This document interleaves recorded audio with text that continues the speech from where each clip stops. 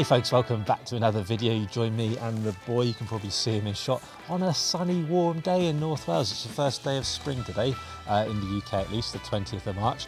Not sure if it will stay sunny for the entirety of this video, but we can keep our fingers crossed. Apologies if you see any bugs crawling across the screen. There are lots around. It's been so damp, but now it's warm, they're all waking up, aren't they? Today's video, it's a bit of a chatty one really, as mine often are. The Arcteryx FL365, was it the best harness ever made? Hey, maybe. It's a really good harness, that's for sure. You can't buy it anymore. Worth mentioning, you can buy its cousin, its brother, whatever you want to call it, the AR395, excuse me, like looking up into the sky to concentrate and get the right answer out of it. The FL for this one stood for fast and light. 365, that was how much it weighed, 365 grams. Its bigger brother, that AR395, you can guess how much it weighs. The AR stands for all-rounder.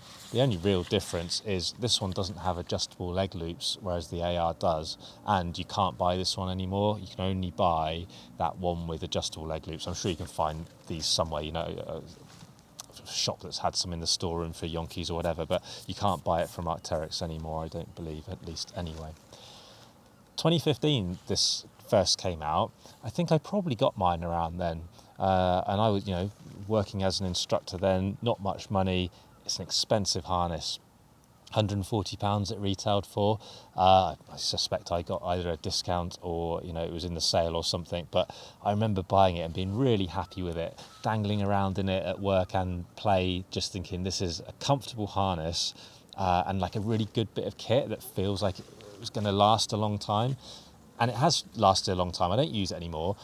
Occasionally I'll use it for like training. I'll dangle some weight off it if I'm doing repeaters or max hangs or whatever, but it's beyond its manufacturer's guidelines now, which are normally 5 years for soft goods, but changes manufacturer to manufacturer, so check it out. But the comfort was the main thing, right?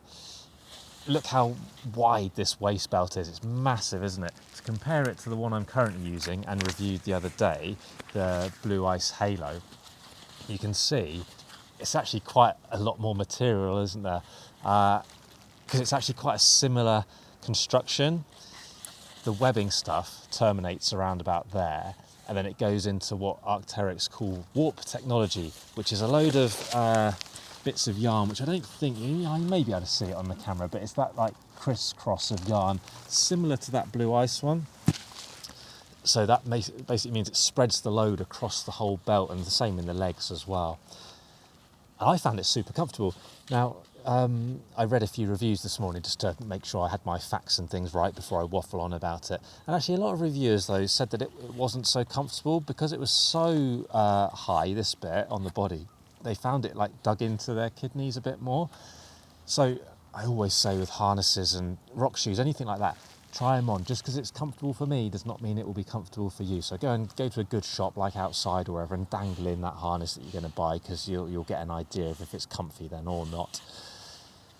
Not this one though, because like I say, you can't buy it now. Things I really liked about it, other than the comfort, size of that gear loop. Look at it, it's massive. Compared to the ones on the Blue Ice Halo, ginormous, aren't they? And they're not small on the Blue Ice one by any stretch, actually. The one at the back is slightly smaller, but I love the size of it. I think, like, I've got black diamond harnesses at home, and the gear loops on them are tiny in comparison, smaller than the back one on these. I liked the shape as well. Everything slipped towards the front as you used it, so it was easy to reach. I'm not the most flexible person, so sometimes doing big stretches round isn't the most comfortable thing. So I liked that. The bit I didn't like, they're floppy, I liked that, but it's like a plastic covering on a little bit of webbing underneath, and they did sometimes start to come apart. I never lost one of these, but it felt like you definitely could, and it was just a bit annoying because they started to split and you had to clip them back together. So it could be a bit annoying at times. But a good size, and you get a 5th gear loop as well, and I'm on a trad harness, I'm a big fan of a 5th gear loop. For me, that gets like belay device, Prussics, that kind of thing. Not a chalk bag, because I put that on like a cord or a bit of webbing so I can move it around a bit more. I don't like it clipped to one spot, personally, just personal choice. There's a dropper thing at the back. You could just slide that off and drop those, so you could drop your trousers if you need to do what you need to do. On the men's, women's as well. Sort of perhaps used more for women for obvious reasons. Probably more in winter, that kind of thing, I suppose, really, in my mind at least anyway. But on that theme as well, you've also got clipper loops on either side, 2 of them, so that's for putting your ice screw clippers to, so you get 4 in total. And not that I did loads of winter climbing even back then, but that's a very useful thing as well. 365 grams with the fast and light title. I guess, you know, the fast bit is for people moving fast in the mountains. I'm thinking like alpine stuff, that kind of thing. I don't think it was ever really primo for those kind of people. I just see it as a bit of a all-round trad harness really, even though it never got that AR title. And the 365 grams relating to light, it's not really that light, is it? Even at the time it wasn't that light. There were lighter harnesses around. Comparing it to this Blue Ice Halo, just picking them up, I can tell straight away it's a lot lighter. This is 255 grams, so actually just over 100 grams lighter. Is that the difference between ticking a route and not ticking a route? Probably not realistically, is it? But if you add up all these things, you save 100 grams here, some grams on your helmet, you know, some grams, different carabiners, lightweight cams, that kind of stuff. You can actually make quite a difference, can't you? When I think to when I'm training, like max hangs, half a kilo is actually the difference between holding a hang and not holding a hang sometimes. So, you know, it's worth thinking about, isn't it? The flip side is, though, because actually it is a bit of a heavier weight harness, all these bits are really chunky, so the belay loop is chunkier, these bits feel chunkier, and I use this quite a lot, and it's hard to tell actually that it's seen much use at all. It wore really well, so that's the flip side of being a bit of a heavier weight, isn't it? They do tend to last longer.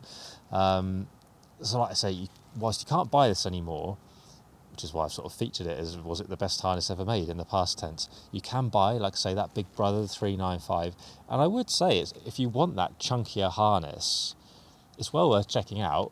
Comfy, yeah, it's still expensive, it's a lot of money, isn't it? The Blue Ice Halo is like 150 retail as well, though, so it's not like on its own, where it felt like when this was first out, it felt like it was sort of standing alone at the very top of the pile in terms of money. Now lots of harnesses are expensive. The Petzl Horrendous is a touch more at 160, I think, £160 that is. But a great harness. What a good bit of kit this was. Whenever I do a review of harnesses, people always say, oh, is it as good as the Arcteryx 395, that one you can still buy? As good. All these things are just different, aren't they? I did have its sort of lighter brother as well, which I think was a 340, and that may have been SL, but I can't remember. I'm not sure what the SL stood for. Something light, slim and light, small and light, I don't know. But anyway, it was a sport one. So it only had 1 gear loop either side, so you saved a few extra grams. I wore that a lot, as the only other difference was it was red. But again, red pointing and stuff with all the same construction, same sizes, etc. That was mega comfortable as well, dangling around. So do check them out. But you can't buy that one anymore, I'm afraid. I hope that was interesting waffle just to fill some time in your evening or your lunch break or whatever it might be.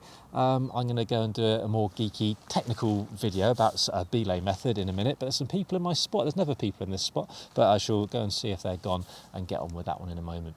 If you've got comments or questions, you know where to put them. I answer them all sooner or later. It just takes me a while sometimes. Don't forget, click the like button, smash the subscribe button. Follow us on Insta and give us a follow there. That's always super helpful. We're also on Facebook. You can use the Buy Me a Coffee link to support the channel. All of that massively, massively appreciated. As always though, big thanks for watching. More videos coming up very soon.